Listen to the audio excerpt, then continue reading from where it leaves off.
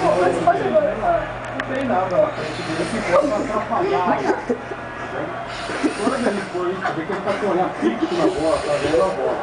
A bola fez uma curva, saiu do canto direito e foi pro meio, o Ricardo dançou.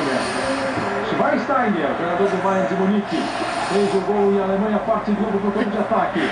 Close, recebe, cruza. A pegada de primeira bonita do Schneider. Do Lam. O Lam chegou ao ataque para bater. Lindo lance, hein?